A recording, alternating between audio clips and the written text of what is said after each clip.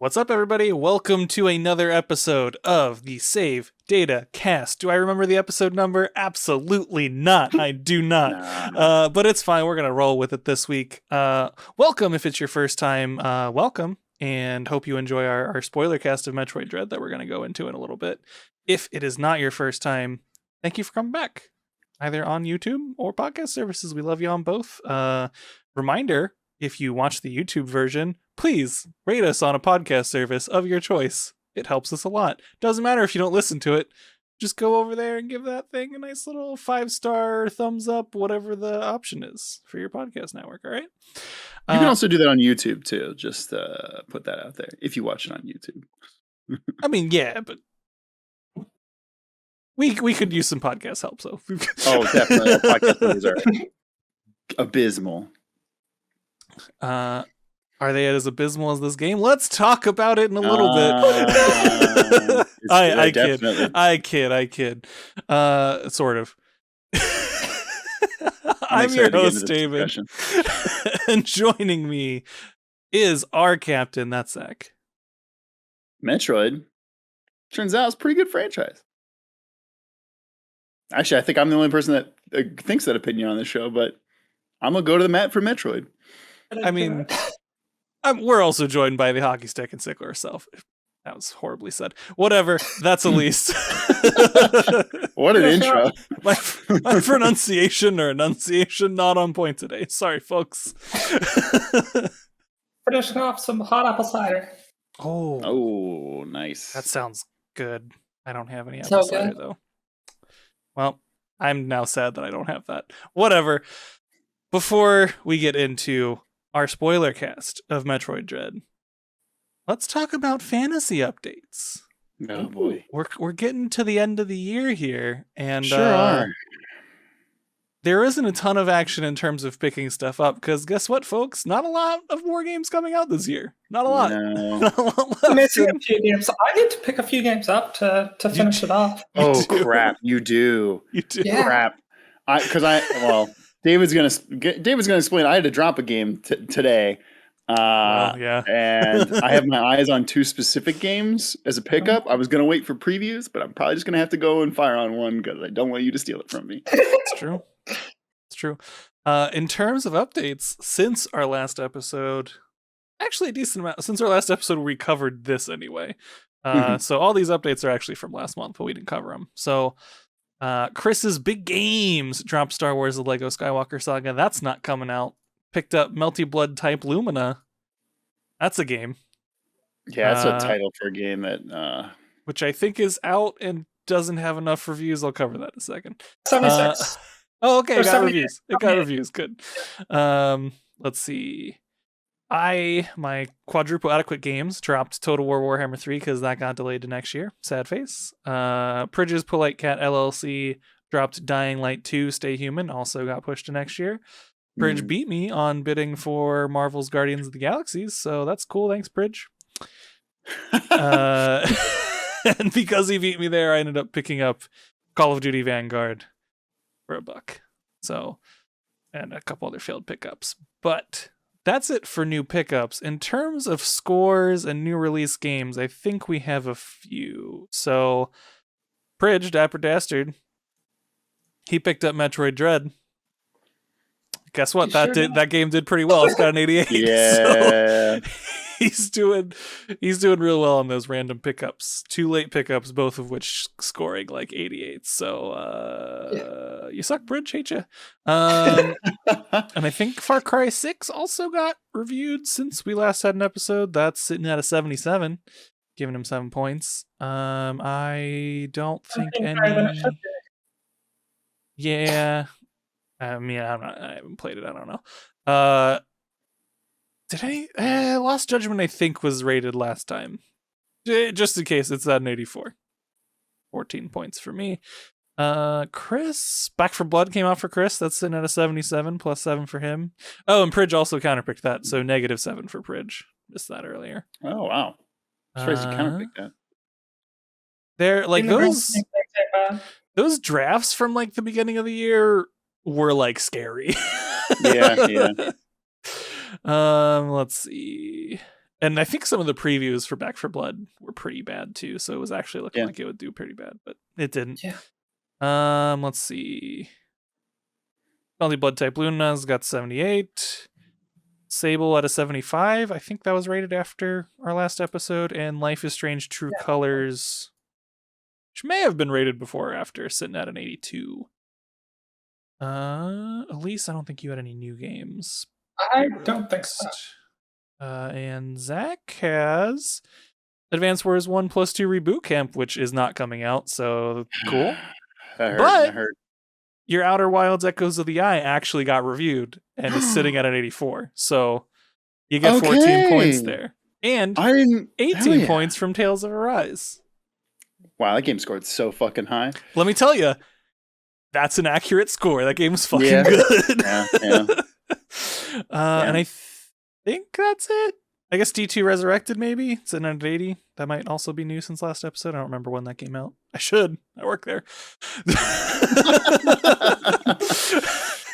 But I don't. I think that's it. Okay. That's it for fantasy updates. Zach, you wanted especially to talk about some of the games you've been playing. So why don't you lead us off? Yeah. I've been playing two. Well, I guess Jason Lee in the chat does remind me. Me and Elise played Back 4 Blood yesterday. We can tag team that really quick. It's Left 4 Dead. You know, it sure is. If you like Left 4 Dead, you're gonna like it. I had some issues with it.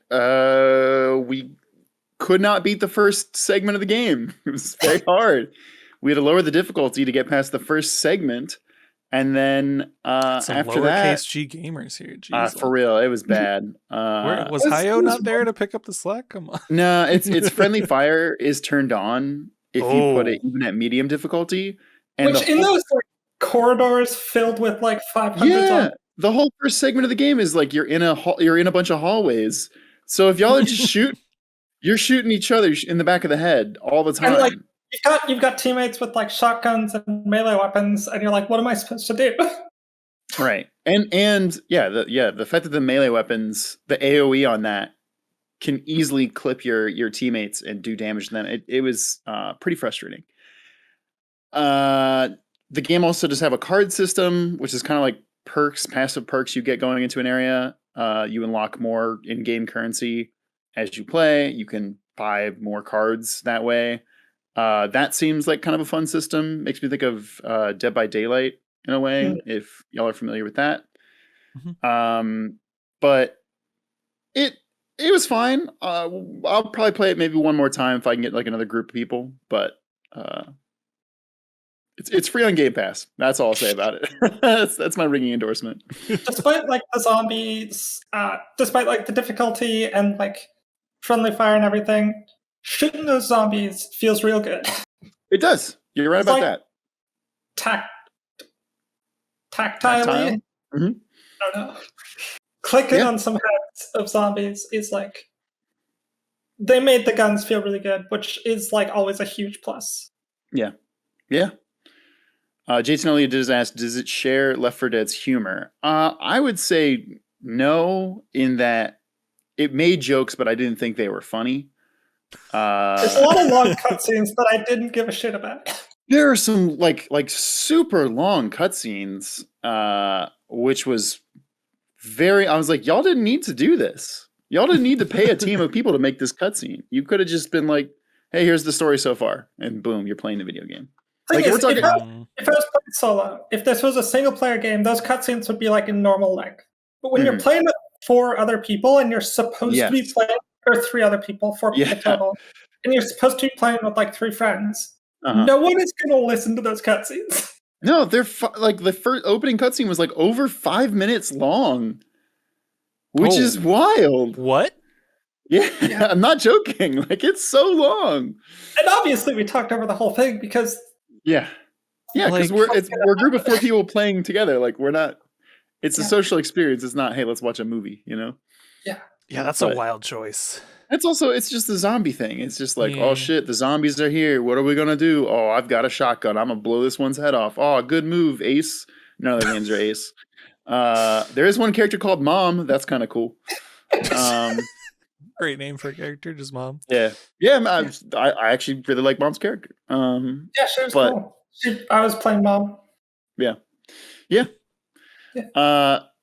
Other game I do actually really want to talk about is A Plague Tale: Innocence. I did not know you were playing this. I just started it 2 days ago, and I'm like 10 hours into the not 10 hours, that's not true. I'm over halfway through the game. I'm really, really enjoying this game. I would say this entire year, I don't think I've played a AAA game. Well, honestly, I don't even know if I'd call this a AAA game because it's made by kind of like a AA studio. But I'm going to say a game with good graphics, good 3D graphics. I don't think I've enjoyed a game with good 3D graphics this much this entire year. And that includes it's Deathloop. not even a new game, right? It's 2 years old? No. Yeah, 2 years old. Asobo Sobo. Studios. Not to be confused with Asobi. Okay. Yes. But they like there's a PlayStation 5 version update of it, I guess next gen console version period. I got it on I think PlayStation Plus, or it might be part of the PlayStation Plus collection if you have a PlayStation 5. And they have like actual updates for the DualSense. If you don't know anything about the game, it takes place in essentially France during the Black Plague, but like the Black Plague on steroids. Like the rats come in waves, and if they touch people, they literally just instantly eat all the meat off the bones and just leave like a skeleton on the ground. Like it's buck wild. So realistic historical game. Yeah. It's like a sea of rats. It is straight up. No, it is like the rat segments of the game are like waves of rats. Yeah. And the only thing that stops them is light or fire. But they do some really cool stuff with that. I'll say this game feels so much like a video game in that if you've played a video game, you know how things are going to work. And what I mean by that is like yes, there's crafting, slowly upgrading your gear over the course of the game, but there are like the entire game is stealth and puzzle solving. It's like if you like the puzzle solving segments of Uncharted, that's more than half of the game. The rest is stealth sections, which are actually really fun from a gameplay point. But it is very like, oh, this is a video game. Like you'll see, like you can walk through some bushes, and like when you're in the bushes, you can't be seen because it's a video game. But then it's like, oh, here's this bush that looks not too much different, but you'll look at that bush and you're like, oh, it's a bush I can't walk through. That's the boundary. That's the wall that I can't go through. And like, you start, you're this like noble girl from a noble house in France, and in pretty spoiler alert, your whole family gets murdered like in the first 10 minutes of the game. What? Except for your brother, who has some kind of blood disease, and it's your goal to get him out alive. And also the Spanish Inquisition is hunting you specifically. It's really wild. The story actually pretty interesting. It has like political intrigue going on. There's also like England is invading France, so there's like sections where you're like sneaking through British army camps. And like again, you are essentially a teenage girl. You can't fight people. You don't have a health bar. If you get hit once, you die. But it is very like, oh, okay, what can I do? I can throw a rock. There's like a pile of armor over there. I'll throw a rock at it. The rock will make a ding sound, and like the soldier will turn the other way, and you can sneak by really quick. Then later it's like, oh, cool. I have this thing that attracts rats. So you can like, oh, I need to get past this thing of rats. Let me throw the thing over there. The rats run to it. You sneak past them. Or you can see like a soldier walking with a torch to protect him from the rats. You can throw a thing to put out his torch, and then all of a sudden the rats just destroy him. And then all the rats are so busy feasting on his body that you can walk by him. It does some really fun stuff. Amnesia bits in there. All right, I'm here for that. Yeah, it's really fun. It also has like the story does the cool thing of all of the like main characters, or the good main characters, are children essentially. and all the bad guys are adults. I like that story of like, oh man, fuck the adults. But it's really good. I am flabbergasted by how much I'm enjoying this game, and I just want to keep playing it. So yeah, you make me want to play it. I highly recommend checking it out. It's also it's a good spooky time game for like somebody who doesn't actually play horror games. I wouldn't actually call it a horror game, but like there are definitely moments where it's like, oh god. There was one moment I just experienced where I was like, this is some of the most heinous shit I've ever seen. Oh jeez. Just as far as like walking over very gross things in a video game. And like thinking of like what that would feel like as a human to do that was like, oh god, this is really brutal. But it's fun. And again, it does a really good job of making you feel like a powerless person in this world. You very slowly get abilities to start actually like taking on soldiers, but it's very like you can maybe kill one. Okay. And that's it. And that's if they don't have a helmet on. If they have a helmet on, get fucked. You literally can't do anything. And then later you get an ability that's like, oh, you can get them to take their helmets off, and then you can hit them in the head with the rock. But you also like you can't do like stealth takedowns. You get an item that lets you put enemies to sleep, but it costs so many resources to make. The game actively tells you once you unlock it, the game is like, hey, you don't want to make a lot of these, because if you do, you will not have enough resources to get the final unlockables in the unlock tree. So don't make this item ever. And I was like, oh, okay, cool. I appreciate when games are very like upfront like this is your last resort. Do not use this unless you absolutely need to. I will say the counterpoint to that though is there's another item that's like expensive-ish to make, and it will like if the rats are about to swarm you, you can throw it on the ground and like escape, or if an enemy like has you in a certain way, you can escape. And it's expensive to make, so I'm just like, well, if this happens, I'm just gonna die and then like reset to the last checkpoint, which is the checkpoints are usually very generous, so that's good. Yeah. Ain't nobody got time to be replaying large segments of a game. It's true. But I love this game. It's great. May 2019. Would you say that context since then has changed? Oh, A Plague Tale? You know, it's funny. I hadn't considered that. There's not like there definitely is like, oh, people are sick. And like you've seen a few characters who are like, oh, they've got the plague. But for the most part, because it's so sensationalized with like the rats are the things that are killing people, it doesn't feel like it's an infection. It feels like, oh no, you just got eaten alive by like 300 rats, my dude.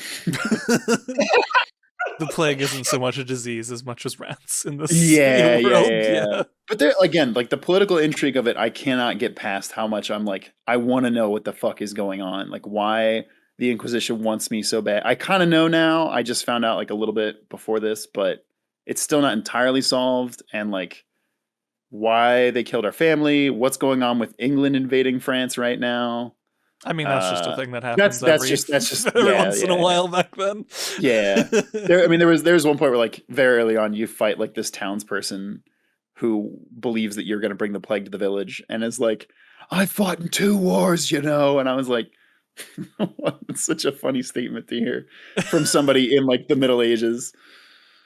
But and the other thing is just, the setting is great because I feel like there are 0 games set specifically in this time period, and it's very cool. I'm very much in the like down to clown with this game, so it gets a strong recommendation for me. Yeah, it's like 8.5 right now. If it sticks to the landing in the end, it will definitely be a 9 out of 10 for me. Damn. Okay. It's really good. You got me interested. Yeah. Got me interested. I recommend checking it out if you have the time, because Lord knows, lots of video games coming out right now. I mean, hey, a bunch of the ones I was looking forward to look buggy as hell, so we'll see. Mm-hmm. Elise, what you been playing? Well, other than Back for Blood, it's just Destiny. It's just Destiny. I mean, at least we've never heard you talk about this game before. How do you like it? Oh, God. Destiny's good, y'all. Like, it's an MMO, so obviously there's problems. Uh-huh. There's problems with the monetization, which I will say, games on Game Pass now with basically everything. The only thing you're missing is the seasons, which are like $10. So that's not bad. If you want to get into Destiny right now, just get Game Pass, because you should have Game Pass anyway, because Game Pass is great. Yep. And you get all 3 expansions, which is basically all the content that exists in the game. And there's been some controversy around them selling like dungeons for extra if you don't buy the like the deluxe edition, which is like the yearly pass for the next year, where it's like the deluxe edition is the same price as buying the expansion plus the 4 seasons. But if you do that, then you don't get these 2 dungeons, and it's like really confusing, and it feels like they're just gouging money, which, you know, kind of they are. But also, just Destiny is like, it's a really, really good like MMO. I'm starting to get into like the higher end stuff. So last week I basically spent the entire week just grinding the Grandmaster Nightfall, which is like some of the hardest content in the game. Last week's was easy relatively, but like it's still a Grandmaster Nightfall, so it's still really hard. And getting some good loot, and it's like, it's always changing things up with the seasons. There's always new stuff to come back to. Right now it's the Festival of the Lost, which is like the Halloween event, and then after that there's going to be some more seasonal story stuff. So just as, because I'm pretty sure I know the answer to this question, as somebody who doesn't necessarily enjoy grindy things like Monster Hunter, I wouldn't enjoy this game at all, right? Because the idea is that it's Monster Hunter, but guns and I don't know that I'd say Monster Hunter, but I was just thinking of the like you play like the same segments over to get this like the tiny resource, get the chance of getting the resource to then upgrade things. Kind of. I will say it is a lot more lenient. It's a lot more. I think things are a lot more condensed. Okay. In that you can log into the game and with nothing there, within like a day or 2, depending on how much you play, get to the soft cap and then start power grinding. But once you get to like the soft cap, maybe like in a week or 2 of just doing like playing a couple hours a week, you can start doing raids. You can start doing like getting to like the almost end game. And that's pretty cool. The things you're actually grinding for are more like variety and side grades. So you can get like the best weapons in the game, or at least most of them, within a month. You know, you can get a specific best weapon in the game within an hour, or maybe 3 hours. Oh, damn. But if you want the 10 best weapons in the game, and then you also want the best weapons to pair with those weapons, and you want the good high stat armor, and you want the exotic armor that has like passive abilities, and you want those to have good stats, then you're gonna maximize it. But you can get to the good shit really quickly. Okay. So I don't know if that answers your question. No, it definitely makes it sound more approachable to me than I thought it would. So yeah, I thought the hour count would be a lot higher than you say it is. Yeah, like several magnitudes higher. it's less of a linear progression, because Monster Hunter, it's like you fight this monster, and then you fight that monster, and then you fight this monster, and then maybe you hit a wall, so you need to grind that monster to keep going. Whereas this, it's like you go into this raid to get like this these 3 weapons that you want, and getting those, like, those guns are just as good as the ones from that raid, but that other raid has more varieties. So like maybe you want the shotgun from this one and you want the auto rifle from that one, and you want to combine them. They have a weird model. They really do. They do, but I think it works for them. I think it really does. It clearly does, because there's a ton of people that keep coming back to Destiny. Oh yeah, I mean, so there's a reason that Destiny 2 it's working. Destiny 2. Yeah. We've got enough to start working on new IP from the sound of it too. So like they're doing fun. Yeah. Yeah. JT and Ugly in the chat got Game Pass because of us. Nice. Xbox, where's referral codes? Yeah, come on. Xbox, pony up. We know you got the money. Yeah. Give us referral codes, please.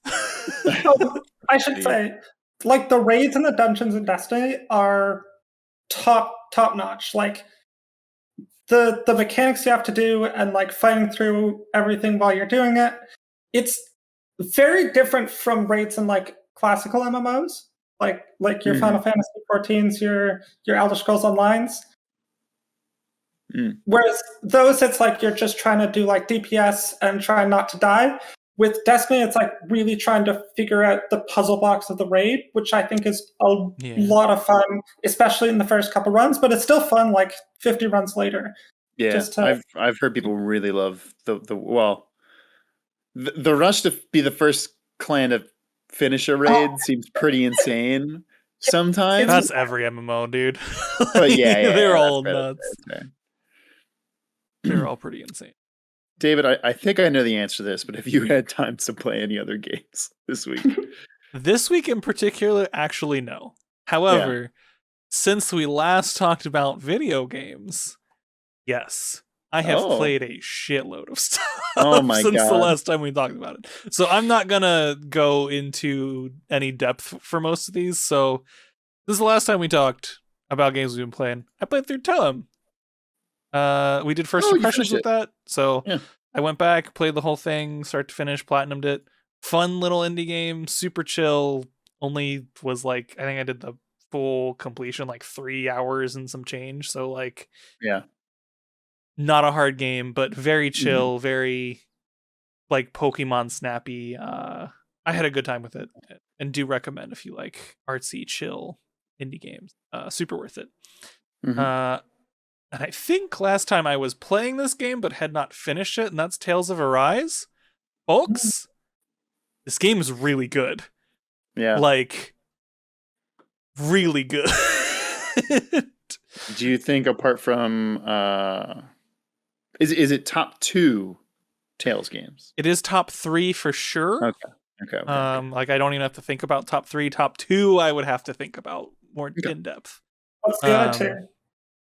Symphonia is up there for me, and then the other of the top 3 would either be Vesperia or Berseria, both of which are very good for very different reasons. But man, like, this game, it looked really simple, and it does the Tales thing where the first half of the game is one storyline, and then you uncover a thing, and the second half of the game is a completely different storyline. And it's just good. Every single character is good in their own way. You got your himbos, you got your armored chicks, you got your just overly attractive squad in general. Like, everyone with a like unique personality. The main characters, because really there's 2. Both are interesting. So like, this isn't a spoiler because it's the first like hour of the game, but like, main character has amnesia and has like a helmet on, so you like can't even see his face. It's weird. Iron Mask, I believe, is his name. Iron Mask. And the other character has thorns, basically, where anyone who touches her gets like zapped to shit. Occasionally killed. So basically, you have this character who and Mask Guy also doesn't have nerves. Basically, he can't feel pain. So like, you have a character who has like never had people close to them in their life because those people literally die. And then you have a guy who just like can't feel pain and is just like, oh yeah, I mean, like, you're in trouble. I'm just going to yank your arm out of the way. And she's like, oh, no, you'll die. And he's just like, oh, it's fine. And there's some really interesting psychological concepts there that they actually explore in the game that was very interesting to see. And I was very happy about it. The characters are great. Combat in this one is one of the best combat systems they've had so far. It's got a good pace. It's got a good mixture of action versus tactical. I think the only thing I didn't like was, at least I couldn't find it, was giving your squad mates individual AI controls, which are in some of the other Tales games, where you can like tell an individual person to be like, you focus on healing, you focus on magic damage, you focus on melee. That's kind of surprising. Yeah, because I remember that in the other Tales games I've played. Yeah, so that system is there, but different, and it's not like individually controlled. Like you basically can tell a person to cast a certain spell or use a certain item when a teammate or themselves reach a certain like health threshold, but setting all that up is a pain, so I didn't do it. And even not doing that, like the game was still really fun. It was a good difficulty. I played through the entire thing pretty damn quickly, and I did literally all of the bonus content after the game. So I got like the full platinum. I did all the extra stuff. You don't have to do a new game plus for once, which is a new thing for a Tales game to get 100%. So that was nice. But it is so good. It's honestly up there for my, like, if Psychonauts 2 didn't come out this year, this would probably be my game of the year right now. Like, it's really good. It'd be a fight probably between that and Final Fantasy VII Intergrade, which feels weird to say, but it was just really good. I had a really good time with it. It is long. I think the base game was about 50 hours for me, and then with all the bonus content, that was about another 10. So it was pretty long, but the bonus content was actually like fun, which was pretty cool. They had a bunch of character crossover, world crossover, music crossover stuff. Post game was great. According to How Long to Beat, it's about 40 hours for the main story, 55 and a half for main plus extras. So yeah, so I did main plus extras basically, and then the 60 was completionist of everything. Gotcha. Getting all the trophies, all that shit. Yeah, no, it was so fun. I had such a good time with it. Like, yeah, after playing Scarlet Nexus on your recommendation, I do really want to check out a Tales game, and unfortunately, Berseria just didn't work on PC. But I really will. Like, it's on the docket. Yeah. Check out Tales of Arise. Their PC ports have been sketchy, so I've heard the Arise one is pretty good. Okay. We'll see. I hope so. True. I think this one's a new engine, which might help. The Berseria game was on like a PS3 engine, basically, which might be why they had so many issues with the PC port. Yeah. But yeah, it's great. I recommend literally not even just Tales people. Like if you're interested in an action RPG, play Tales of Arise. It is fantastic. Great characters, great action, just all around fantastic game. I also played, or at least finished since I last talked, Kena Bridge of Spirits. That game's very okay, is kind of where I ended up on it. Animation and art wise, 10 out of 10. Absolutely stunning animation and art. When it came to some of the game design and combat, less so, which unfortunately is the part you actually play. So I had some issues there. It's not bad. It's just like, for me, it's like a 6, which if it looks cool, go play it, even just for the art, like, because it is stunning that a small animation studio made this game. I'd have to guess in like 2 years' time, this will be a Game Pass game, or not Game Pass, PlayStation Plus game. Oh yeah, I'd be shocked if it wasn't. Which is kind of where I'm at on this one. So yeah, it's a good PS Plus game. I'm with you on that. And then I think the last game I want to talk about before we get to Metroid is Life is Strange: True Colors. Oh, you finished it? I finished it, and boy, this is the best Life is Strange game. Like, I guess I didn't play 2, so I can't say that definitively, but I played 1 and Before the Storm, and this just is leagues above those two. Mm. The characters in this game are fantastic. And I think if you're an adult and part of why you didn't like Life is Strange and Life is Strange Before the Storm was because it's really a bunch of high school shit, and Before the Storm especially, not having any powers or anything was very weird. Like, you yelled at people, which was your power. That was kind of lame. I can do that in real life. Yeah, exactly. Like, there's Where's nothing my power special about fantasy? this. Video games. I guess power fantasy is that it can work, but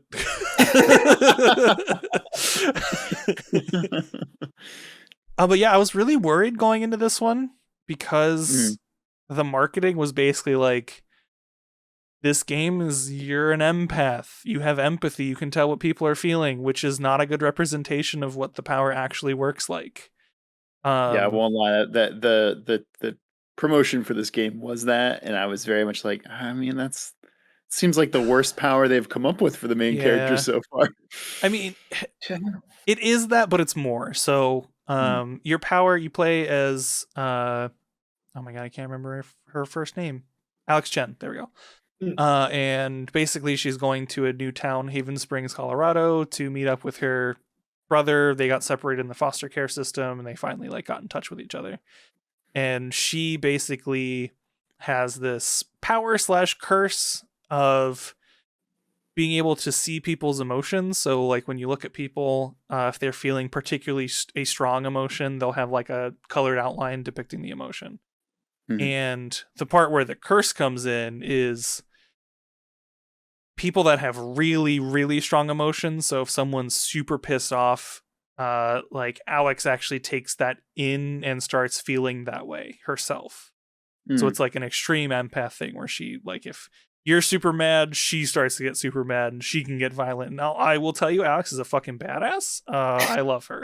She is great. And the added cherry on top for her ability isn't just, I mean, like, that the one's a curse. So the thing where it really comes into play is you really get like a limited telepathy with that empathy of, you don't just see their emotion, you actually understand why they're feeling it. So you get some information about them or about a situation they're in. And in certain circumstances, you can also see the world as they see it, which gets really cool. I don't know if either of you played the first Life is Strange, but there's a really weird sequence towards the end of the game that's sort of dreamy, but also like a stealth sequence. It's very odd. And this game basically takes a different approach to that, where it's like, okay, we still want some of those weird dreamy sequences that are really like extra. They're not possible in reality, right? So how they accomplish that is like, you can see the world how these people are seeing it. And if it's like a kid who's super scared of a monster under his bed, like, you see the monster under the bed. If it's cool. Like, if it's someone who feels like they're haunted by the ghost of like a loved one who passed away, like, you see the haunted ghost of the loved one who passed away. So like, that's how they approach it, which I thought was really cool and not clear in how they marketed this game. Yeah. I feel like it would be hard to explain that quickly, but it would. So I understand why they did it. It's just like, man, it really doesn't show. Chichanaglia asks, have I played Don't Nods? Tell me why. I haven't. So this Life is Strange game is not Don't Nod either. It's Deck 9, who did Before the Storm. So right. The fact they were able to go from Before the Storm, a game I didn't really like at all, to the best of the Life is Strange games I've played is a fantastic move. Like, they did an absolutely banger job with this. And like, I didn't get into it, but like, the world is also really beautiful. I recommend listening to other people do spoiler casts of it, because there are a lot of choices you can make that change how the game feels for you. Oh, that's cool. There is a point in the game where like, characters will help you out, or they won't, or they'll like do things that kind of sabotage you, and depending on what you do earlier changes how they act at that point in the game. which can completely change your perception of the town and the game itself. It's really crazy, actually. Oh, okay. So I do recommend either playing through it multiple times and skipping things or doing things differently, or listening to like another spoiler cast of that game specifically where you've got multiple people who went through it, because it's very different. Like I got like the probably best route version, and I went and listened to the Kind of Funny spoiler cast for it, and none of them got that route, I don't think. So like they had very different experiences with the game. How long was your playthrough of the game? I don't know. I don't think it was that long. I want to say between 10 and 15 hours. Okay. It wasn't horribly long. But I had a great time. There's a bunch of weird like LARPing stuff in it that is fantastic. I love that shit. Well, at first you're like, oh, this is going to be cringy. It's not. It's great. So if you get to the LARPing stuff and you're like, oh, this is cringy, or the preview to the LARPing stuff, and you're like, oh man, I don't want to do a LARP. Something like that. Yes, you do. Yes, you do. In Before the Storm? I don't think so.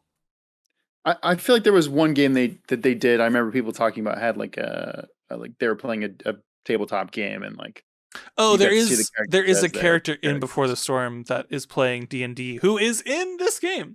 It's the only that's cool. It's the only shared character is Steph from Before the Storm. Interesting. Yeah.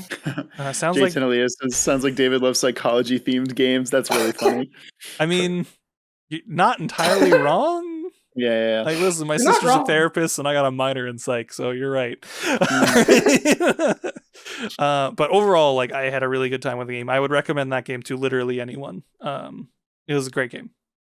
Cool. Fantastic. Cool. With that, I think the other game all three of us have been playing. Yeah. Metroid Dread. Before we get into the spoiler part of this,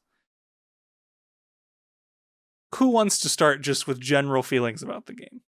Or do you want me to? Well, I think you're going to have the most negative take. Yeah. This game is amazing. This is, again, just to put some context, it's been 19 years since we've got a 2D Metroid game. This is sorry, not counting Samus Returns, Metroid 2, Samus Returns. The last like completely new in the storyline game. It's fantastic. The gameplay feels amazing. They've modernized Samus's movement in a way that feels fantastic. She's extremely fluid. The counter system, which was featured in Metroid 2, Samus Returns, feels really good in my opinion. It does. I'm a person who likes counters in games, and this feels so good. The Emmy segments which is where this little robot person behind me chases Samus. If they catch you, it's a one-shot kill. Essentially, you have a chance to break away, but it's good luck. Yeah. I think it happened maybe 2 or 3 times my entire playthrough. Yeah, me too. Get good, folks. Get good. Wow. By good kid, I mean I did it like 5 times.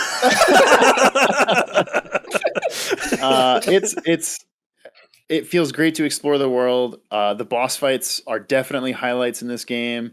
For me, all of them felt like the first 2 times I fought the boss, my teeth would get kicked in. I was doing so bad. They take off so much of your health. It was buck wild. The 3rd time, I was like, okay, I get the pattern.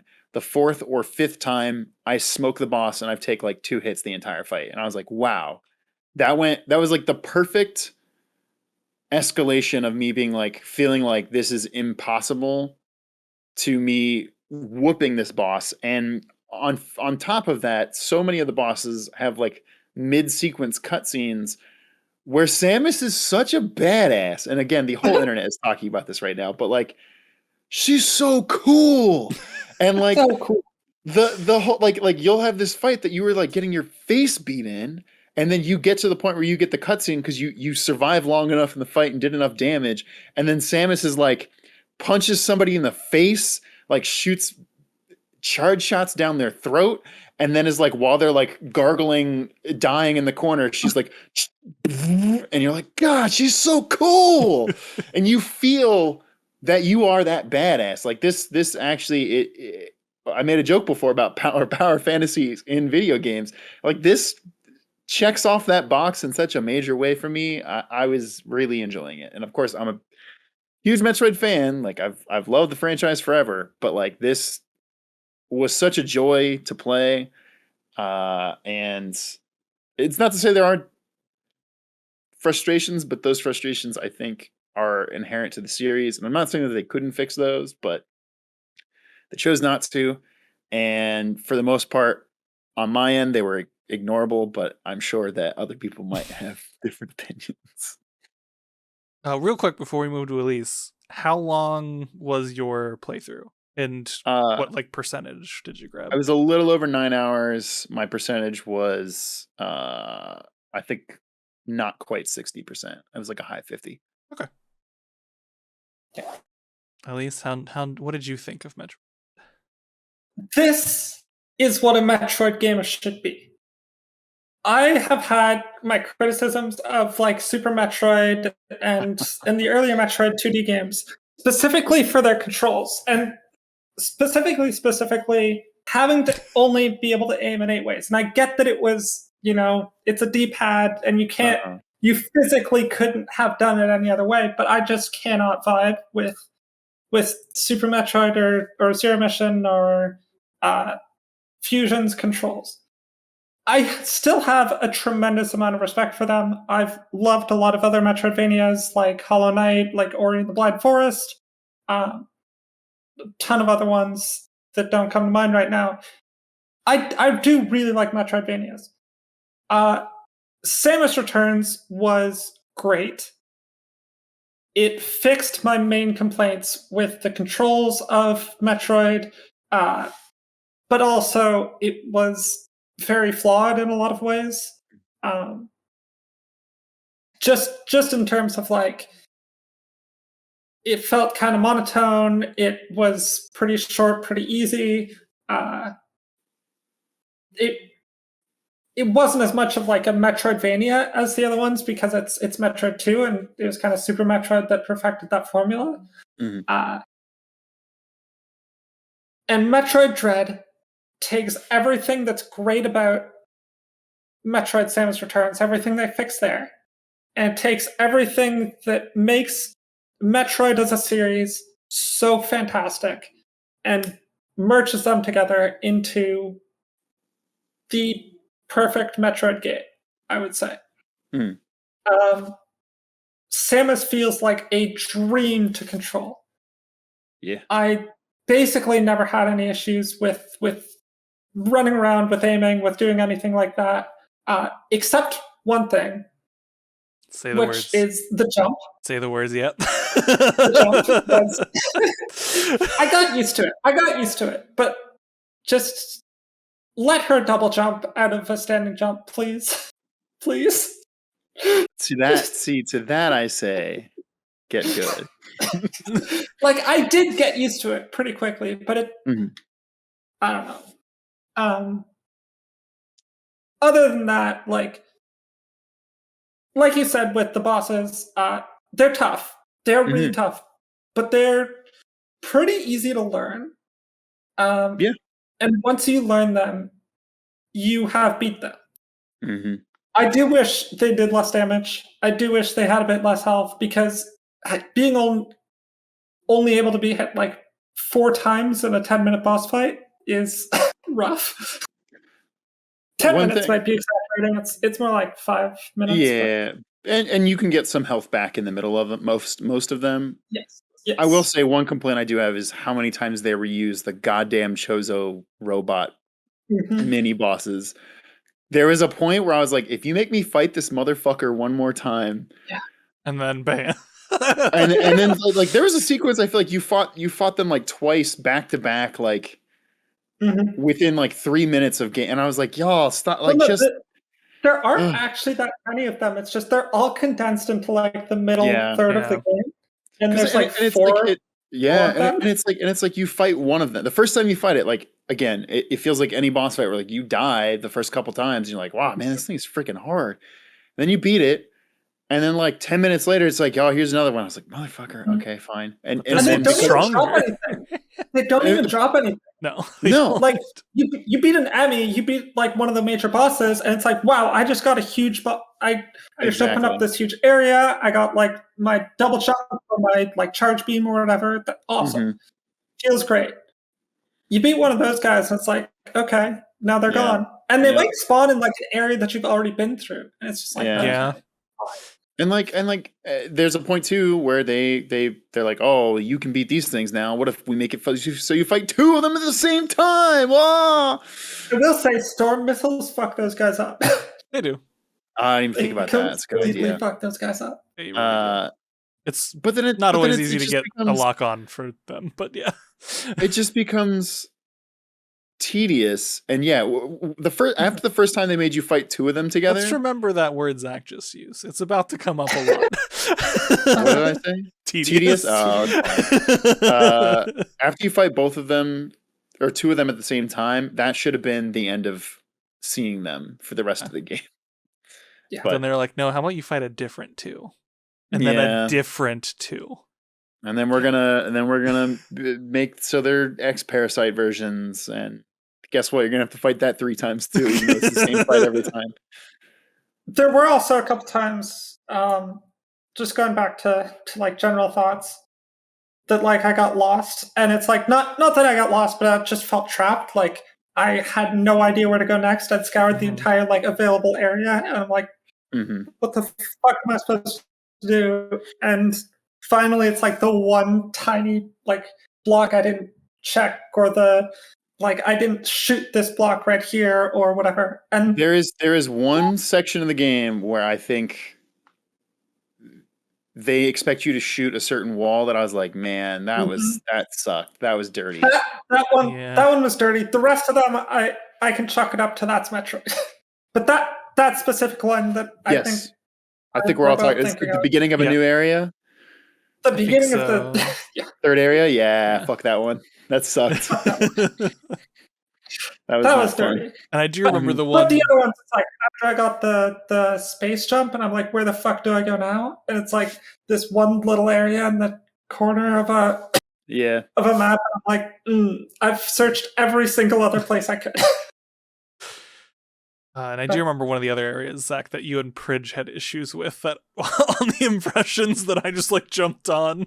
Oh yeah, once you get the spider grip or whatever the heck it's called that lets you hang on the blue walls, there's one that you have to hold on to that lowers and opens a door, and that I just completely missed on my first playthrough, and like spent a whole hour walking around.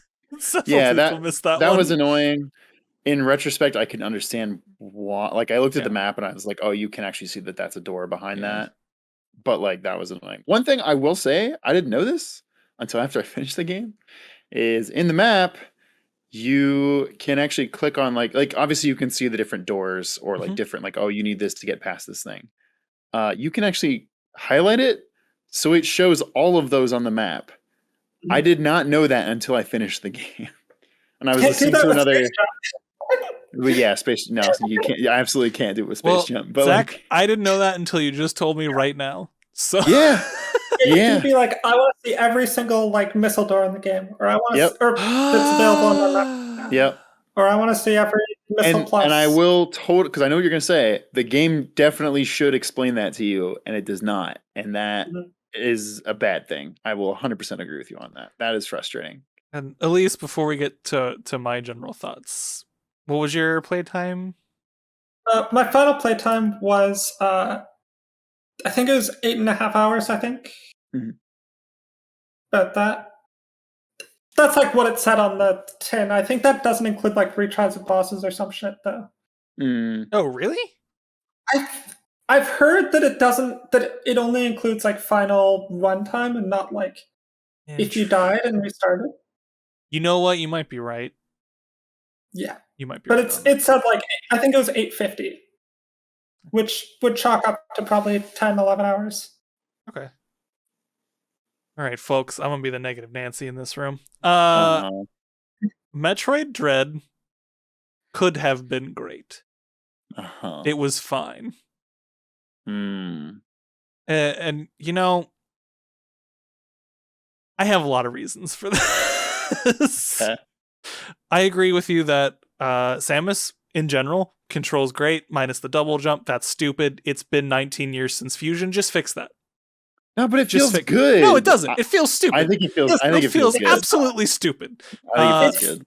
And this is coming from someone who has zero Metroid experience, effectively. I got used to it. It wasn't annoying, except for the every once in a while when I messed up. But like, it's a stupid thing that they specifically would have to code for. Like they had to do. They had to make it do that. Attack. You have to be in a corkscrew spin. You gotta, She can just pull her legs up and keep spinning.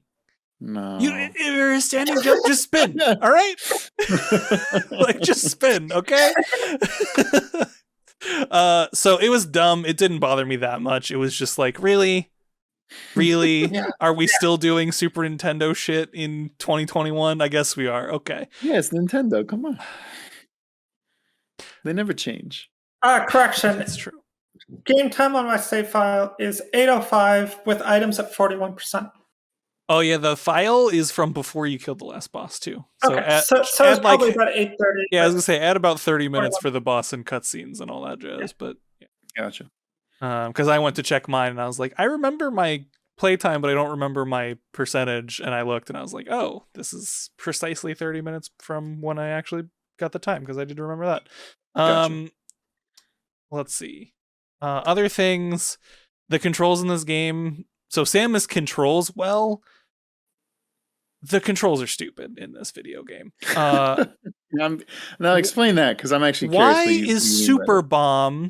You have to go into a ball, you have to hold a button, and then hold a different button to place it. Why does Cross Bomb not just replace your bomb? Because there's times where you don't want to cross bomb. Where is there a time you don't want to use Cross Bomb instead of normal bomb? You don't want to get boosted all over the place. Because cross bomb boosts you like for crazy. What reason? Why? Why don't you want to get boosted? After I got cross bomb, there was not a single moment in the game where I was like, oh, I wanted to use a normal bomb here. Not a single one. Granted, I was not doing 100% item collection, so that might be part of that. And just like the random controls that they picked to do stuff didn't feel good to me, and you can't remap them, so that's a dig on any modern game as far as I'm concerned.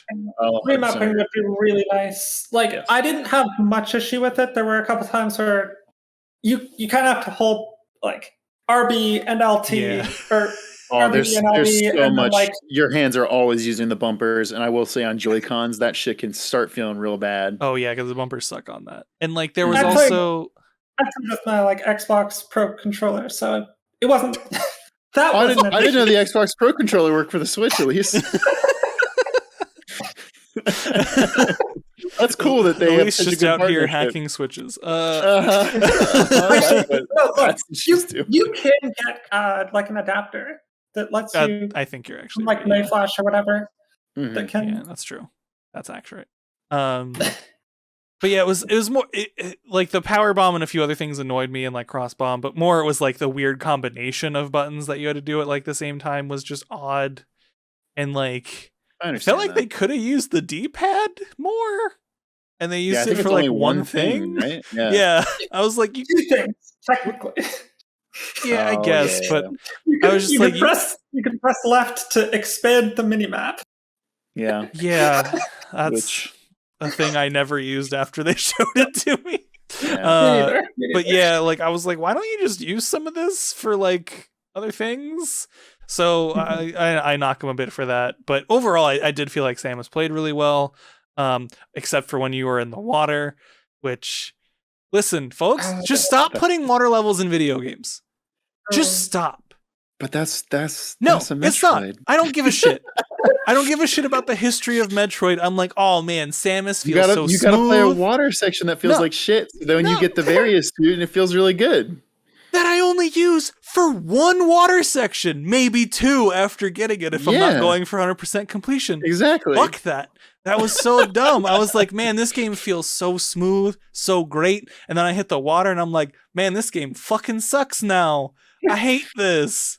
This is dumb. And that was before I even got to the section where there is an Emmy plus water. That was the moment of turning, people. That was when I was like, man, this game is like pretty good. I was like, nah, this game is fine. They were like, here's an Emmy with water, and that can like throw lightning bolts through walls. And I'm like, okay, I mean, yeah, the purple one was pretty fucking. oh no, sorry, that was the purple tough. one. I meant the blue Yeah. one, which also glitched out on me, which was not fun and wasted like 15 minutes of my time. The blue one Yeah, the glitched blue and just was the wouldn't ice leave one, a right? room. Yeah, that one was the one where if it sees you, you turn to ice, which was also fun. and then you instantly die. Yeah, so like, listen, I already wasn't like a huge fan of the Emmys. Like the first couple, the zones were short enough where I was like, this isn't inconveniencing me that much. Like this is fine. The later ones, straight up inconvenience. Like I just did not enjoy those entire sections, and I was Metroid dreading going back through them every single fucking time. It wasn't like it wasn't like even a fear thing. I'm like, man, I'm gonna have to do this same section like 6 fucking times because these things are annoying as shit, and the map won't stay revealed when I go through the section and die. I agree with you. I think just use your camera.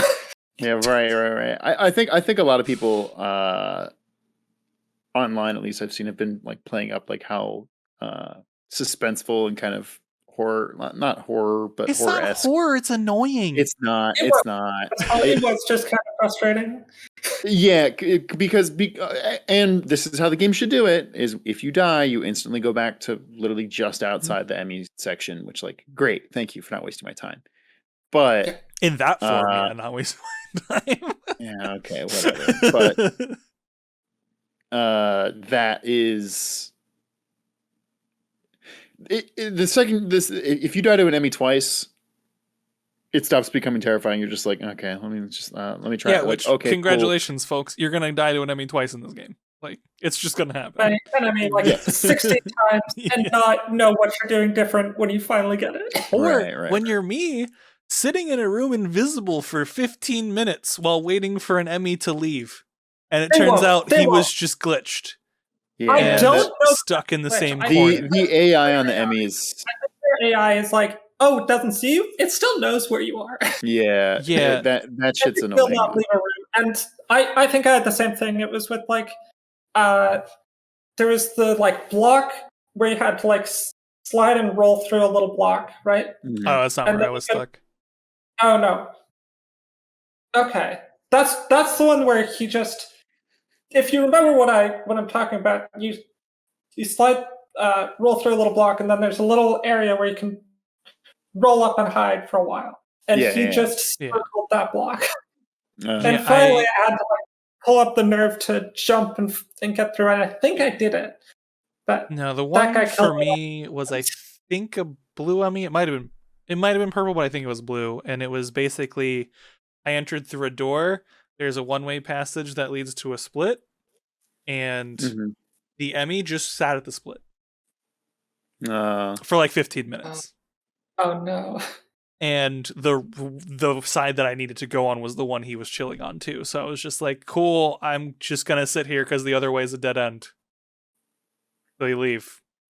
And then I just turned off my Switch, closed the game, came back later, and he was not doing that anymore. So oh, that's nice. So that was cool. He gave me a break on that one. But yeah, like a lot of that stuff really was honestly just annoying. The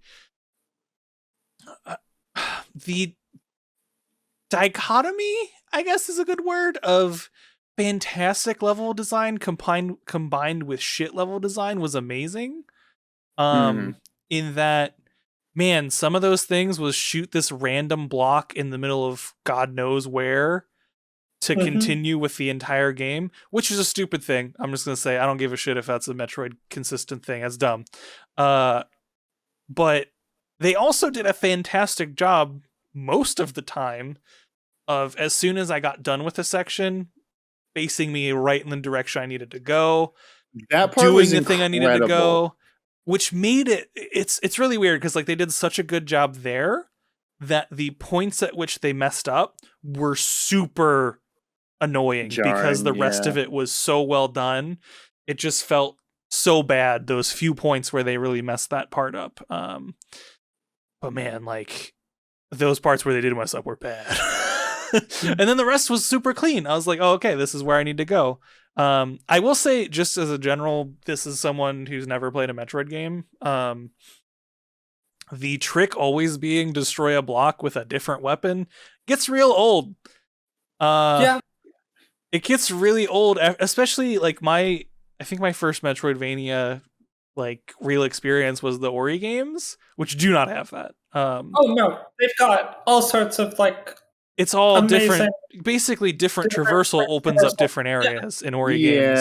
No, which you're right. felt really good for me. And Yeah. you just need a different gun to break the different block. Yeah, that no, looks exactly the same you're as totally the other right. blocks. I get what you're saying. And I get it's a Metroid constant, so like I understand they're sticking with the source material there, but I'm like, you could after have done 20 better. yeah, like after 20 years since your last new Metroid game, I feel like you could have stepped up your game a little bit on that. You only get like what 2.5 new movement mechanics from like the basic. Yeah. I guess spoilers now, but you get the space jump, double jump. Count those as one. Yeah. Grapple, does that count? Because it's mostly just used to open doors and pull blocks. I used to grapple a lot in the Blue Emmy room where he was bugged out. Yeah. The climb. Yeah. But compare that to a lot of other Metroidvanias where it's like every single new thing is like a new movement mechanic or something that and you can use feels everywhere more else. different. Yeah. Metroid kind of does feel like you're just getting keys. So, and like, I'm not, just real quick, I'm not trying to say like this is a bad game. Like, it's fine. Yeah. But it could have been amazing because there were so many parts where I was like, this is legit really fun. I'm having a really good time. But they were just, every single one of those was unfortunately bundled with misery and dread for me. Because like those Emmys were bad enough where I was like, I might just not finish this game. I might give it up here. GTNLE just mentioned the dash jump thing. Oh yeah, dash was good. Was that wasn't cool. In Samus Returns, right? That was new to this game. Yeah, that's the part that Samus has never had. Which was Samus Returns did have Aeon abilities, but they were kind of shitty. Yeah. I mean, it did have most of the same ones, but like that power. GTNLE says it was in Super Metroid? No. Where in Super Metroid? I'm playing this game all the time. Does he mean the running fast and then like skyrocketing? The running fast isn't super. Yeah, no, that's the super dash or whatever the heck it's called. Yeah, the skyrockety thing though, is that in Super Metroid? Yeah. Shine Spark, is that what it's called? The Shine Spark is in Super Metroid. I think that's what he's talking about. Yeah. Oh, okay. Sorry. Super Metroid, it's like a hidden mechanic though. That's another thing. I left this game at 41% because my philosophy is play the good parts and don't play the bad parts. And what I'm hearing from a lot of people who did 100% of the game is that that's the bad part. Shine Spark, not necessarily for a lot of it, but like specifically the speed boosted Shine Spark sections, which I did like love. Yeah. I started. That should have been left as a secret mechanic. I mean, or like not at least not used for like 50% of the pickups.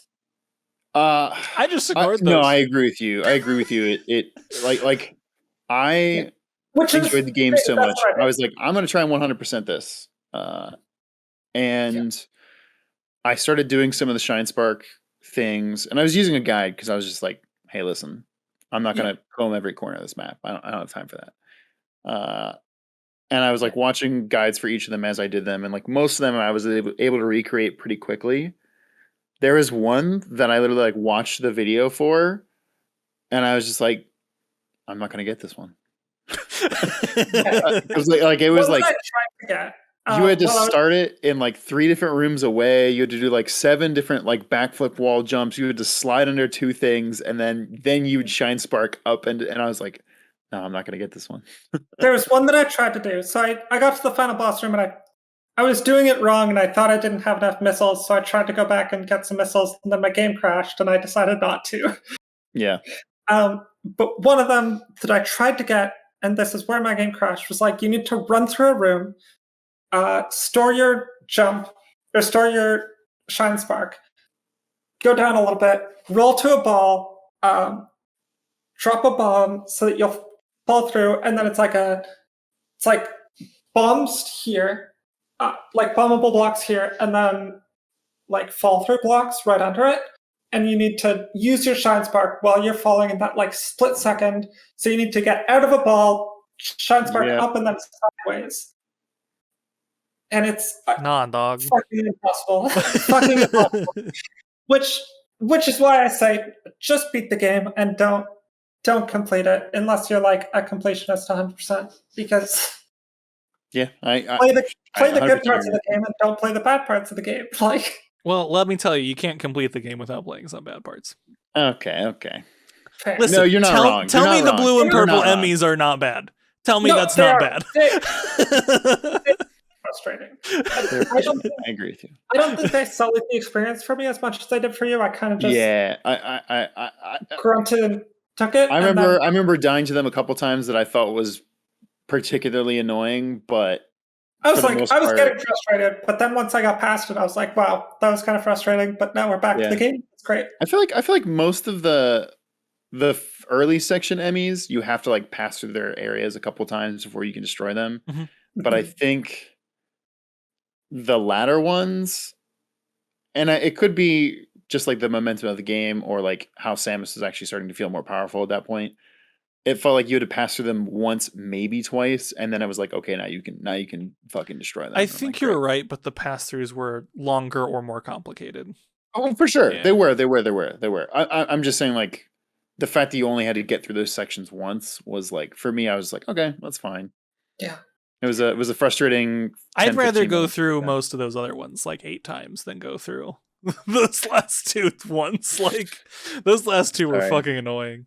And sorry. For reference, I beat this game way faster than you 107 hours. Yeah, you did. And I was still annoyed by it. Let's talk story spoilers. Yep. I mean, again, hey y'all. Metroid's lore is like as complicated as you want to make it. You can really not give a shit about the story at all. But 5 cutscenes and 10 lines of dialogue in this entire game. But hey, guess what? Samus has one of them. Woo! Holy shit! Does she have 2? I think. Does she? Wait, she talks in this game? The one. Wait, are you serious? When did she talk? She talks to the first nerd bird. Oh, yeah, you're right. Okay, that meant a lot less for someone who has never played a Metroid game. Yeah, I imagine that. I've also barely played a Metroid game, so like most of the lore in this was like, oh, cool. I've seen a video on that. Yeah, I was like, I literally geeked the fuck out because I was just like, they threw it in the middle of the game that she speaks, and I was like, what the fuck? And again, it was literally her speaking in a foreign language, saying, I think 4 words. So, but I was like, yo, that was so cool. Yeah, Quiet Robe I like Quiet Robe. Cool. For the one cutscene he was in, yeah, he was cool. Yeah. I say this to the character and not the concept of the character. Adam can get fucked. Oh, agreed. Actually, I have a question about Adam. So, at the very beginning of the game, he refers to Samus as Lady. I made this comment during our stream that I was like, Adam's calling her Samus now. That's cool. Yeah. No, that was story spoilers. Yeah, didn't realize that until like the very end. I was like, oh, it wasn't Adam. There was a point towards the end, like probably like the second to last time he speaks to you before the big reveal. Oh, by the way, spoilers. Adam is not actually Adam. It's we entered story spoilers a while ago. Yeah, the final boss has been speaking to you since pretty much the beginning of the game, and leading your hand in what you're doing. But I was like, oh, he said something like, I can't remember how he worded it. And I was like, that sounded really weirdly emotional, or like weirdly like specific for a robot. I was like, she's being played right now. Well, wasn't Adam a real person that was turned into a robot in like no, he was a real person that I can't remember if the AI has his personality. I think it does. No, so the AI, she named the AI after Adam the human, because Adam the human meant a lot to her, and she started treating him, like referring to him in like very affectionate ways, or just kind of impersonable ways.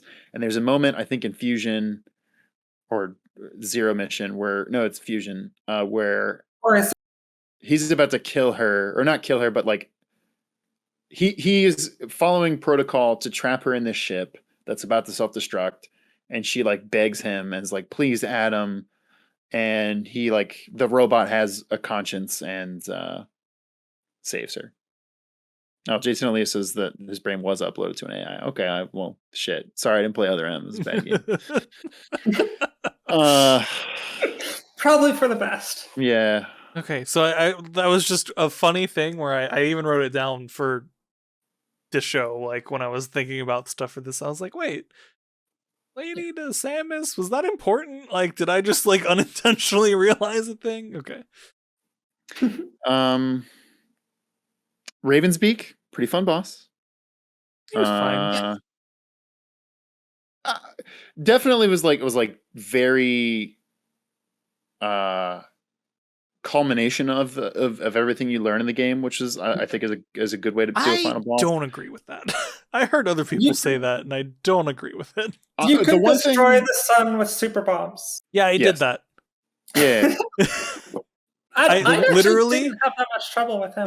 I didn't have. It only took me a couple tries. I didn't have a ton of trouble. He took me more than a couple tries. I didn't have a ton of trouble with him though. But like the sun thing, I only thought to use Super Bomb because the sun was orange and Super Bomb was orange. That was that leap of logic, and I was like, oh, okay, this might work. That's Metroid logic. I just didn't feel like when you say like a culmination, I guess you do use most of your things other than non-Super Bombs, and I didn't really use the storm missiles for him. I used them a little bit for the black hole thing, but legit, I almost never use storm missiles in boss fights. So yeah, storm missiles are great. Storm missiles they do a lot of damage, but I never thought about it. They're less damage per ammo, but they're higher damage per second. So if you have ammo to spare, they're great. If you don't, stop using the storm missiles. Which you probably have ammo to spare, like. Yeah, I never ran out of. Yeah, I never ran out of missiles. There's a lot. I was like spamming them in boss fights. For the fucking Chozo guys, huge damage. Like, yeah, I should have done that. I didn't.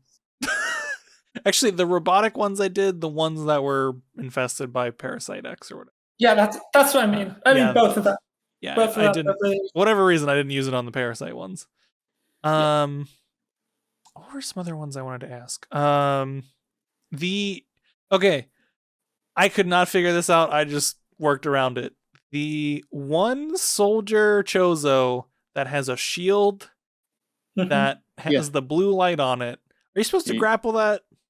Yeah. Okay, I don't know why. Couldn't get it to work. Couldn't get that to fucking go through. I just jumped. I mean, for all of their attacks, I kind of just never internalized the difference between their shield attack and their normal ground attack. But I was able to do the same thing for both, which was jump over, air dash. Yeah, you can still do that. You did that whole fight with it still having the shield? I did the one with the grapple. I just shot it in the back. That takes so long. It did. It was annoying. I tried to grapple. It wasn't working. It takes like 4 shots from the storm missiles. Well, yeah. Again, we're going off the assumption that you're using storm missiles. It took me a while to beat that fight. It might take you can lock on storm missiles while they have like through their shield, and then just jump, dash over, and then while you're like falling. Wouldn't have expected the lock on to not just hit the shield either. Wouldn't have expected that. But yeah. So I thing got me. I didn't take their shields down, but like and then when it like turns infested, it drops the shield. So it doesn't matter. That part was fine. It was the shield part with the grapple. Okay. That makes sense. Back to the last boss though. Like I don't really feel culmination. Like there was counters, there was using missiles and using your blaster. Mm-hmm. That's like it. There wasn't a grapple thing. There wasn't a grabbing thing. There wasn't lots of dashing. Lots of dashing. Yeah. Actually, Not that much dashing, actually. Depends how you fight it. I use dash a lot. Yeah. I can't remember where there was a point in the game, one boss made me realize, like, oh shit, I should be dashing all the time in combat with bosses. And then from that point on, I was just like, cool. I think for me, it was the first infested chorizo guy. Or chozo guy. Yeah. No, you got it right the first time. Chorizo. Chorizo. They're chorizos. What's the other? Isn't chorizo like the actual boss from Super Metroid? No. Chorizo is like Mexican sausage.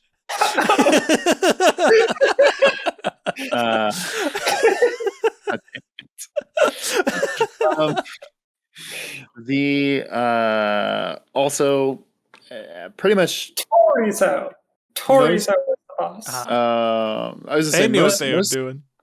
Most Metroid games, well, I think literally every Metroid game ends with a self-destruct sequence runaway, which is like become such an iconic staple. I thought this one was one of the better ones. I mean, I don't have anything to gauge it against other than that's true. It was fine. Getting the hyper beam for that whole segment felt so fucking good. Yeah, it was. I guess it did have a little bit of release of like, oh man, these blocks would be real annoying if I didn't have hyper beam. Which I did watch someone not realize that they could use the hyper beam and escape. That was really fun. That's unfortunate. They do. They went through all the blocks the normal way. They got there literally with 2 seconds remaining. Did they not press Y? Yes. Wow. It was great. It was hilarious to watch. What? That's wild. I did, in terms of the ending sequence. So Samus's design when she goes Super Metroid. Yeah. Doom Gal. Right? I mean, Samus already kind of is Doom Gal. No, but like, I know what you mean. That Metroid outfit's Doom Gal. Like she's the Doom Slayer. when they had the realization, when I had like the game revealed, like, oh shit, like she's absorbing powers like a Metroid because her Metroid DNA is like freaking out, and I was like, oh shit, that's cool. That's the cool, like because she has a reaction, like gets a zoom in on her face where she's like, oh fuck, that's like a Metroid power, and like her whole fucking career is killing Metroids. Yeah. And now she's becoming one. I was like, that's really cool. And then when like she has the Metroid suit like pop on her for all of literally the end of the game. All of like 4 minutes. Yeah. I was like, fuck, that's cool. That's cool. Yeah, it was I didn't really like the Deus Ex Machina thing at the end. I didn't enjoy that. Honestly, they should have just like not have that matter. Like they could have just let her fly off as a Metroid or whatever. Yes. 1,000,000,000%.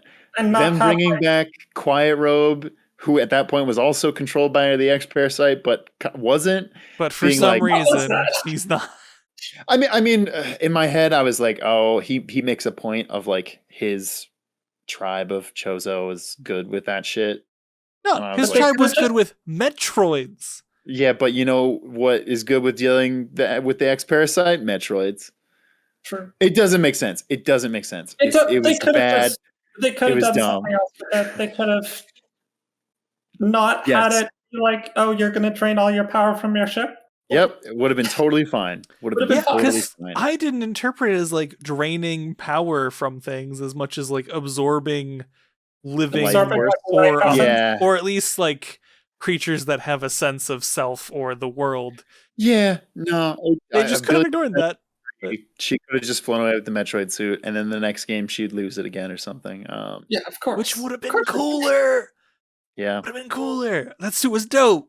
No more of that. It was a cool suit. The other thing I meant to bring up earlier was, for me, the only real boss that gave me that power fantasy thing at the end was the last boss for the like Super Metroid suit.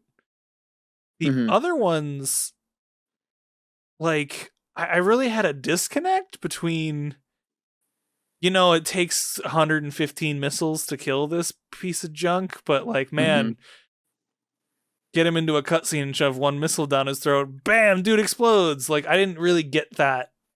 I did feel like Samus was a badass, but I didn't get that, like, power fantasy side of it. I was just like, okay, Samus is cool. All right, moving along. I thought that was super satisfying. I mean, in reality, in gameplay terms, it's like, hey, do enough damage to them. It's going to trigger a moment where you can counter, and then if you do it, you get into a cutscene, and in that cutscene, you can pump a shit ton of missiles into them, and that will probably bring them to death. I also didn't realize the first cutscene. I will say they do a really bad job of informing you that you can do that. Oh, I kind of just like stumbled into it. It's like, oh, I'm still shooting? I don't think I would have realized till halfway in the game, if not longer, if Zach and Pridge had not mentioned it.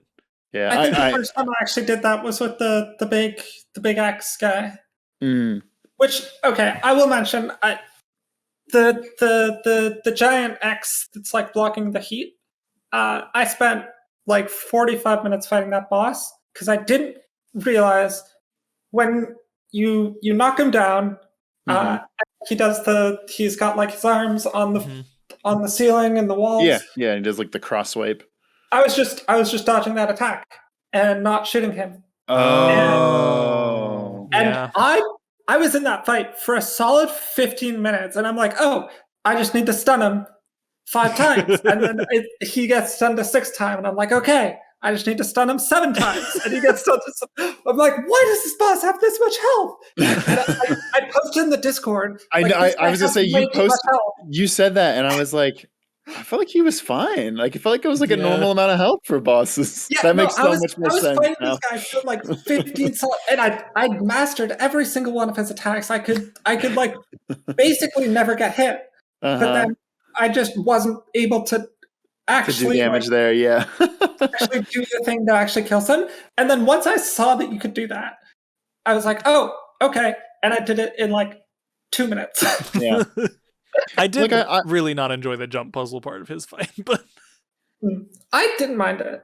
I only do it like twice, but the one like I was watching a friend of mine stream this game the other day, and they were doing the water boss, like the one where you're underwater. You have to like shoot a certain thing, and then you hook shot up above, and it slides you over. And you're supposed to hit like the 2 buttons to drain the water. It took me so long to find the buttons. I was about to say my one friend was playing it and was like, he would shoot and hook shot to the thing to drag you over. It's going so slow. It would go so slow because he didn't lower the water level, and I was like he died like 7 times before realizing. And I was like, the button lights up. Okay, I didn't die at all. It did take me like 4 to 6 phases of it doing that for me to finally realize I can shoot the button repeatedly. Those buttons showed up early in the game, though. Like it shows up in the cutscene. In the cutscene, no, yes. No, not even. Oh like, yeah, they do that. They do that. There was the one where you like go through the little pipe thing, and then at the end of the pipe you shoot it. I didn't remember, but I also might have put the game down between doing that and doing the boss for like a few days. So I mentioned before we started recording, I played 95% of the game in one sitting, and then put it down for a week and a half to play Destiny. And then you played the final boss. I got to the boss before the final boss, which there are no enemies or anything between those two. It's you beat this guy, you run. I didn't understand the point of that second to last boss. Oh, I agree with you. He didn't have a reason to be there. No, I agree. He didn't need to exist, but yeah. So I did like 2 tries of that guy, put the game down for the night because I was like late and I'd been playing for 8 hours. And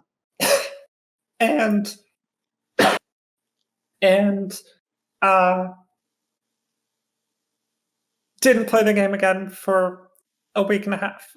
So feel like this is a different way of playing with you two. Oh yeah, I mean 100%. Some of the like when I came back after not playing for like a week or so, I was like, oh god, I don't remember what any of like I don't remember how to do bombs. I don't remember how to do like special bombs. I don't remember how to do any of this junk. So it did. I felt like I was actually able to get back quite quickly, and like I think I tried the guy like 3 times before I put it down.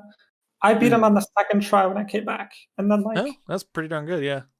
So I didn't feel like a lot. I thought I might. I thought like I would come back and be like, wow, how do I do anything? But I got back in the rhythm really quickly. It took the last boss took me a while to get past the first phase, and then once like, and that's just because I didn't realize that black hole thing you could storm missile that. That makes it, that whole phase. I actually didn't storm missile that. I just shot it with 4 missiles. 4 missiles, yeah. Oh yeah, no, I was just trying to blind. Should have used it. But once I realized that, the first phase got exponentially quicker and easier. And then like the second and third phase took me like a couple tries each to figure out, and I was good to go. But like, man, I wasted way too much time on the first phase. And I did watch some other people doing like the last boss who had a lot of issues with like the second phase, because there's a lot of what's the spin called? The screw attack? Screw attack. There's a lot. There's like that. A couple phases where you have to do a bunch of screw attack stuff. To while jump he around. shoots Yeah, in a while he does the circle. machine gun. Yeah. And man, screw attack's dumb, guys. Nah, screw attack's cool. Screw No, attack's cool. you have to like time it on the down thing. Yeah. Like, which was not really an issue most of the time. It's just like, why? Just why? Make this just. Because if you just keep jumping over and over, it's not. It's what you do anyway. Once you know how to do it, it's what you do anyway. So why not just have it that way? But then you gotta think. They don't. It just becomes muscle memory after like 7 times. Yeah, then it feels good. No, it just feels like, why did I do this in the first place? Why not just like make this easier for people to just play? Like, there's so many other things to worry about. I'm like, you could just do this, and like the game would not change functionally at all. It'd just be easier to pick up. Wrong, but I didn't have a problem with that part at all. It's just I didn't either. I just know other people did. Yeah, and Mackey says David would hate Super Metroid screw attack. Super Metroid screw attack is so much worse. Folks, I'm not gonna play another 2D Metroid. Like, it's a bummer. There are so many better games to play.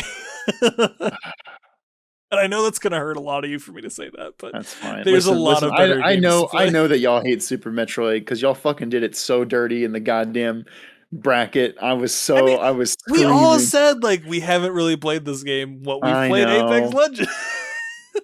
So Apex Legends gonna beat Super Metroid. Apex Legends is a great game. Should not have beaten Super Metroid. And you know what? To be perfectly honest, after playing Metroid Dread, I would have voted the same. Yeah, if you swap Metroid Dread for Super Metroid, would have voted the same. Sorry. I'm sorry. Apex is a better game. Sad. Like, if you're looking for a Metroidvania, this isn't the first I would suggest. I would suggest play Hollow Knight, play Ori and the Blind Forest, Ori and the Will of the Wisps. Those games are amazing. Metroid Dread is also really good, in my opinion. Yeah. The Metroidvania genre has moved past Metroid, and I think Metroid is still kind of stuck in the past. For me, going into this game, I was very concerned about how they would do to modernize it, because I was like, they can't just re-release Super Metroid.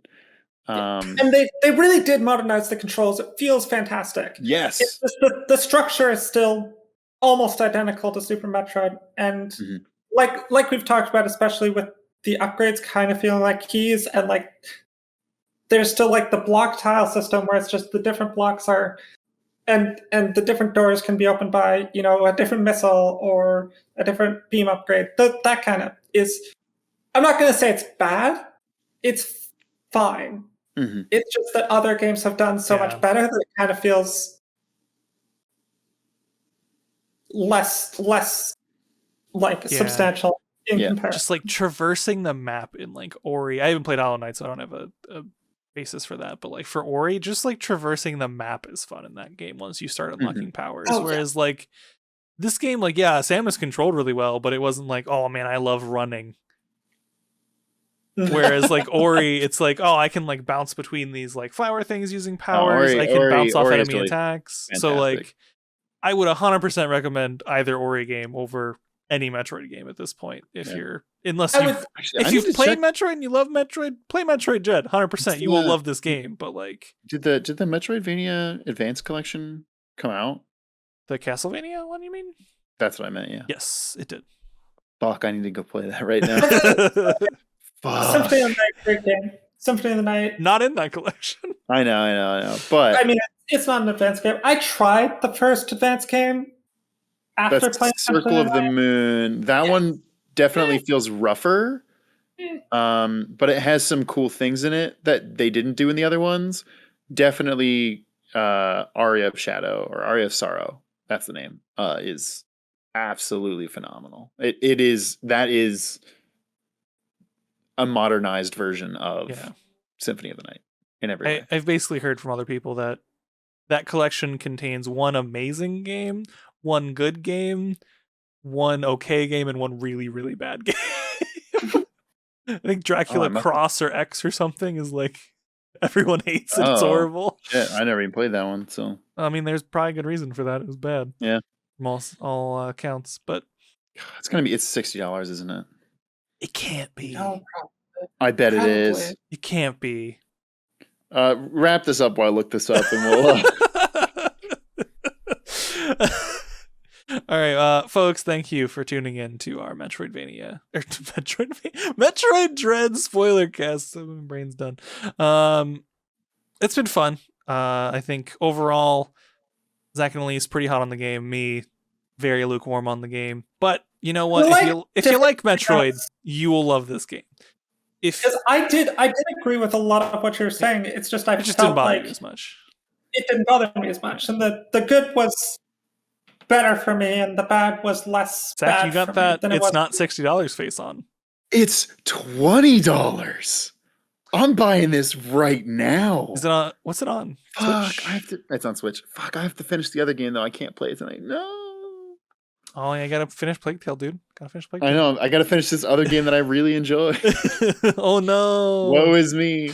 But thank you for tuning in, folks. If you think any of us said something that you agree with, let us know. If we said something that you really hate that we said, I mean, you can let us know too, but we will probably ignore it. Just saying.